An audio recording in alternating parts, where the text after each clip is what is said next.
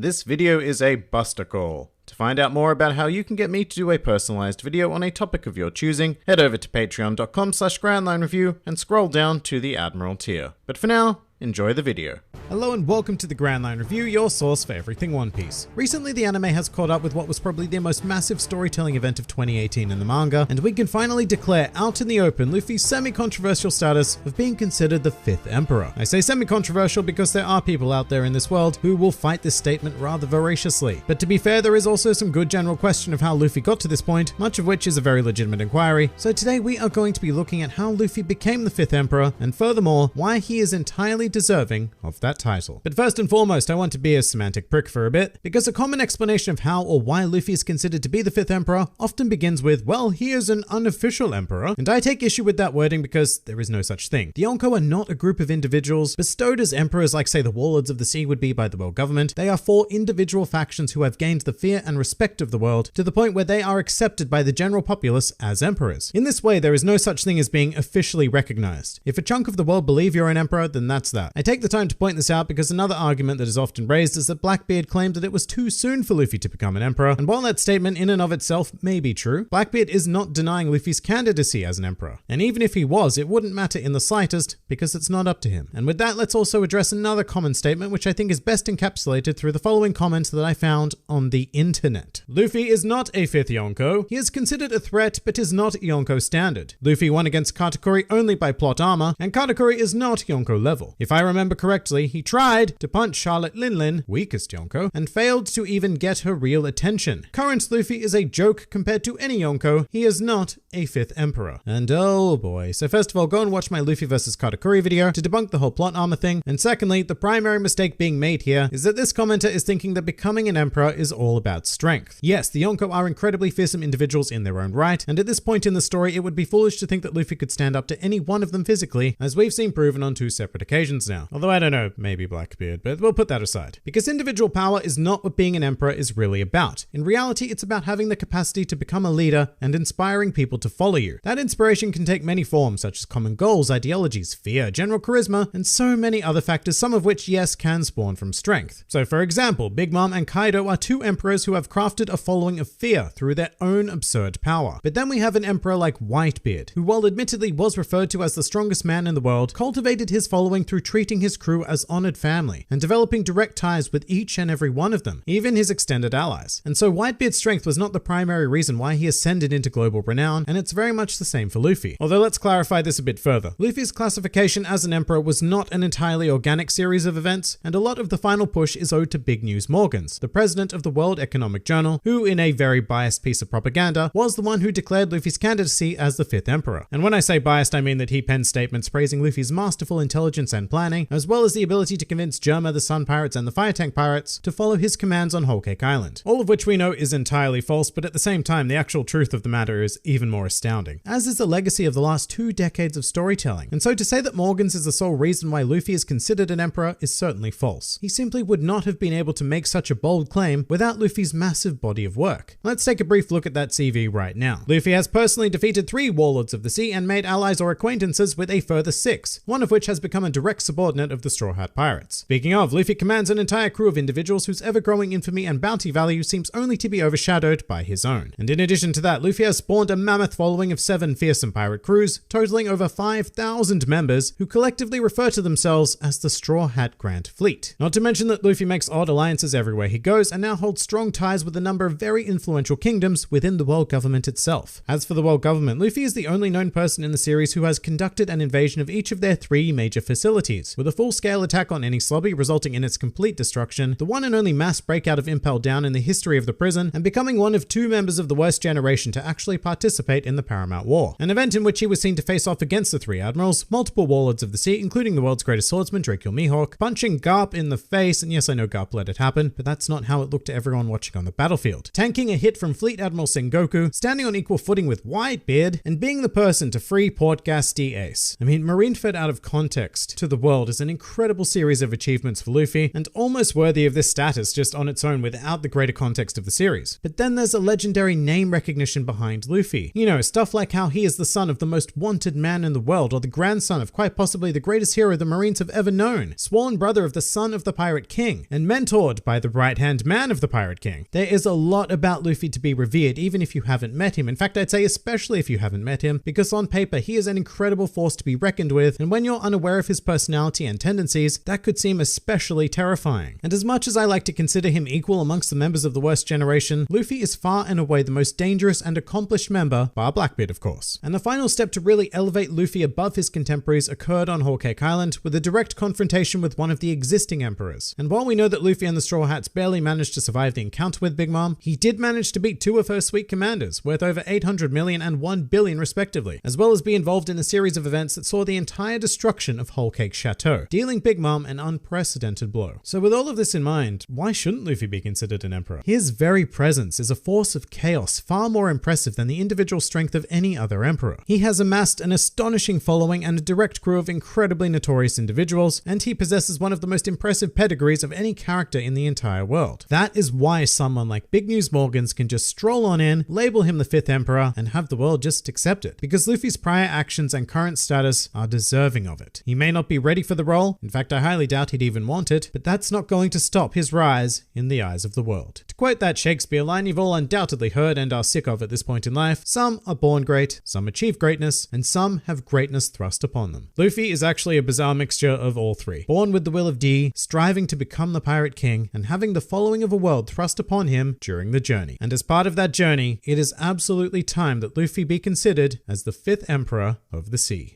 If you enjoyed this video and the content this channel produced in general, then please do consider donating to the Grand Line Review Patreon, because the support of all of you amazing people is what continues to make this channel possible. Also do check out my Teespring store if you're interested in shirts, hoodies, and other miscellaneous items, with the proceeds going directly to support the channel as well. And if you'd like to join the fun at any time, then please do head over to my Discord server, where a wide array of shenaniganry takes place on a daily basis. And finally, please do comment with your own thoughts on Luffy's status as the 5th Emperor. This has been the Grand Line Review, and I'll see you next time.